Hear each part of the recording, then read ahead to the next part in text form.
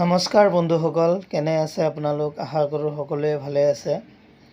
আজি মই এটা নতুন কাহিনী লৈ উপস্থিত হৈছোঁ আপোনালোকৰ মাজলৈ। এটা অসমীয়া মটিভেশ্যন ভিডিঅ' শুনি থাকিব শেষলৈকে। এজন মগনীয়া আছিলে। তেওঁ নিতু সদায় তেওঁৰ ঘৰৰ ওচৰতে ৰেলৱে ষ্টেচনত গৈ পেলাই ভিক্ষা কৰাৰ ফলত যিখিনি পইচা পায় সেইখিনি পইচাৰে তেওঁ ঘৰ সংসাৰ চলায়। এদিন তেখেতে দেখিলে এজন মানুহ চুট বুট পিন্ধি আহি থকা মানুহ এজন দেখিলে। তেওঁ ভাবিছিলে যে মানুহজন বহুত ধনী মানুহ, তেওঁৰ পৰা পইচা বিচাৰিলে তেওঁ হয়তো মোক বহু টকা দিব বা বহু পইচা দি মোক সহায় কৰিব। মানুহজন যেতিয়া তেওঁৰ ওচৰলৈ আহিল, তেওঁ খোজাৰ পিছত সেই মানুহজনে, ব্যৱসায়ীজনে কি কৰিলে, তেওঁক সুধিলে, মই তোমাক পইচা দিম, তাৰ বিনিময়ত তুমি মোক কি দিবা? তেতিয়া মগনীয়াজন আচৰিত হ'ল, আৰে মইতো মগনীয়া মানুহ, মই কেনেকৈ দিম আপোনাক? কি দিম? মোৰ হাতত দিবলগীয়াতো একোৱেই নাই। তেতিয়া ব্যৱসায়ীজনে কৈছিলে যে মই এজন ব্যৱসায়ী, মই আদান প্ৰদান মই বিশ্বাস কৰোঁ। মই কিবা টকা দিয়াৰ সলনি তুমি যদি মোক কিবা বস্তু দিয়া, তেন্তে মই তোমাক কিবা বস্তু দিব পাৰোঁ। সিদিনাখন মগনীয়াজন ঘৰলৈ গ'ল। গোটেই ৰাতিটো তেওঁ চিন্তা কৰিলে যে কি কৰা যায়, কি কৰোঁ। তাৰ পিছদিনাখন তেওঁ ৰেলৱে ষ্টেচনলৈ গ'ল। যোৱাৰ পিছত ইফাল চালে, তেওঁৰ চকুত পৰিলে এজোপা ফুল গছ আছিলে। ফুল গছত ফুল লাগি আছিলে। তো তেওঁ ভাবিলে মোৰ হাততো দিবলগীয়া একোৱেই নাই। তেওঁ কি কৰিলে, সেই ফুলগছজোপাৰ পৰা ফুল ছিঙি আনিলে। সেই ৰেলৱে ষ্টেচনত যিমান মানুহ আহে, অহাৰ ফলত তেওঁ পইচা বিচৰাৰ আগত তেওঁ ফুল দিয়াৰ ফলত মানুহে তেওঁক পইচা দিয়ে মানে কি, বেছি পইচা দিয়ে।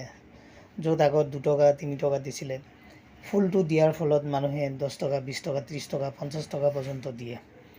তেতিয়া মানুহজনে ভাবিলে যে মই আগত যিমান কৰিছিলোঁ, খুজি মাগি মই পইচা উঠাইছিলোঁ, তাতকৈ দেখোন এই যিটো পন্থাটো মই যেতিয়া অৱলম্বন কৰিছোঁ, ফুল দিয়া কামটো, তেতিয়াৰ পৰা দেখোন মোক মানুহে পইচাটো বেছিকৈ দিয়া হৈ আছে। আগত যিমান উপাৰ্জন কৰিছিলোঁ, যিমান মই পাইছিলোঁ টকা, তাতোকৈ 4 গুণ পইচা বেছি পাই আছোঁ। তেতিয়া তেওঁ মগনীয়াজনে ভাবিলে যে নাই, ঠিকেই কৈছিলে ব্যৱসায়ীজনে। তাৰে পিছত কি কৰিলে মানুহজনে ভাবিলে, মই আগত যেতিয়া মই পইচা বিচাৰিছিলোঁ, তেতিয়া মোক এজন মগনীয়া হিচাপে মানুহে মোক পইচা দিছিলে। কিন্তু আজি মই ফুল দিয়াৰ ফলত মানুহে মোক ফুল বিক্ৰেতা বুলিহে মোক পইচা দিয়ে। এই চিন্তাটো তেওঁৰ মূৰত সোমাই গ'ল। তাৰে পিছত দেখা পালে সেই মানুহজন আকৌ আহি আছিলে। কিছুদিন পিছত সেই মানুহজনকো ফুল দিলে। ফুল দিয়াৰ ফলত সেই মানুহজনেও পইচা দিলে।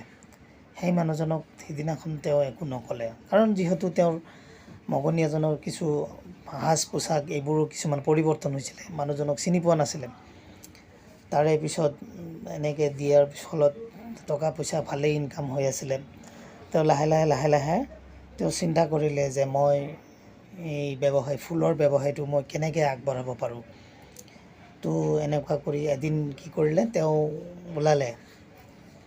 বেলেগ এখন ৰাজ্যলৈ যাব ওলাইছিলে যাবলৈ। সেই সময়ত সেই মানুহজন চুট বুট পিন্ধি আকৌ সেই ৰেলৱে ষ্টেচনত আহি আছিলে। তাৰে পিছত সেই মানুহজন লগ পোৱাৰ পিছত তেওঁ হেণ্ডশ্বেক কৰিলে ইজনে সিজনৰ লগত। হেণ্ডশ্বেক কৰাৰ ফলত তেওঁ সুধিলে, ক'লৈ যায় আপুনি? কৈছে মই ব্যৱসায়ী সংক্ৰান্তত যাওঁ। সেই ব্যৱসায়ীজনে সুধি দিলে, আপুনি ক'লৈ যাব? কি কাৰণত আপুনি বাহিৰলৈ গৈ আছে, অন্য এখন ৰাজ্যলৈ গৈ আছে? কৈছে মই এজন ব্যৱসায়ী, আপুনি মোক চিনি পাইছেনে?